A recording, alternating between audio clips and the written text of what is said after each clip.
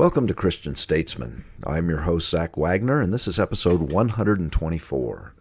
Is America a failed state?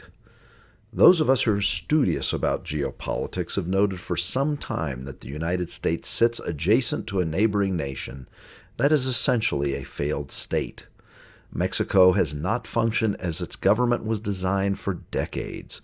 The cartels control most of the territory in Mexico and most of the politicians, local and national, at least the ones that matter. Nothing significant gets done in Mexico without cartel approval. This illustrates the nature and definition of a failed state. That definition is fundamentally that the government of a nation has failed when it does not function according to the design and intent of its structure. When the offices of elected officials no longer represent the constituencies that place them there, legitimately or fraudulently, when their agendas and actions do not reflect any understood will of the people, in the cumulative, we have a failed state. The government of a failed state no longer operates as it was originally designed to operate. In the overarching panoply of history, no nation has ever recovered once it reached the status of a failed state. The results of reaching failed status vary according to the specific historical case, but the results are never good. The outcomes of such situations include collapse from within, civil war, or the inevitable conquest from a stronger neighbor who senses opportunity in the weakness of a nation imploding from its own corruption. We have to ask the question at this point, is America indeed a failed state? Let us examine some of the evidentiary realities before us. We currently have a president who is nothing but an empty suit. At the highest level of our executive structure, we have an administration that is not in control of anything and is being directed by an unseen hand. Whose hands control the Biden strings is a subject for debate, but it is clear that he controls nothing, perhaps not even his daily meal menu. Congress seems to be doing little to counter the fake presidency. The many questions surrounding the election of Biden remained repressed and out of public deliberation, proscribed to the realm of undebatable conspiracy theory despite the many obvious problems and anomalies.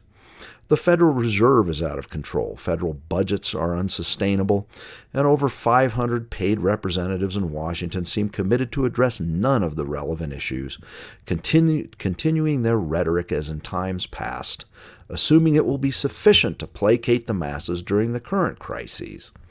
But rhetoric is not enough. Inaction and the pretended maintenance of the status quo will do little or nothing to stave off the imminent collapse of a rudderless nation that is wide open to assault from every force, within or without, that seeks its ultimate demise. America's current situation is unsustainable. How else could it be described other than a failed state? While historical precedent would dictate a violent and bloody fate for such a compromised state, the fact is that there has also never been a nation like America in history. Never has the experiment of freedom and the exercise of free will within a society been so promulgated. Do we have enough critical thinkers and patriots willing to lay it on the line to perform the first reversal of a failed state in the annals of history? If any people can pull off such a stunt, Americans could.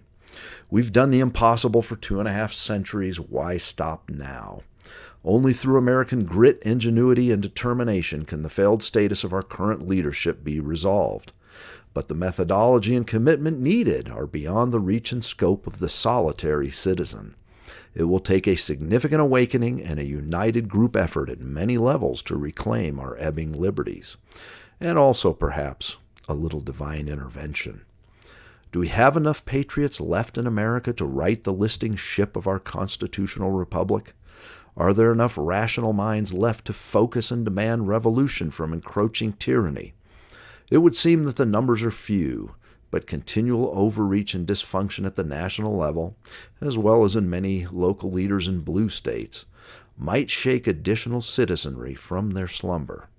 Time will tell, but as our current situation continues to worsen, time is not an abundant commodity that we have. Americans must act to take their country back peacefully and soon. Americans need to awaken to the fact that their elected governance has failed them. and significant corrections need to be implemented quickly. Thank you for being with us today.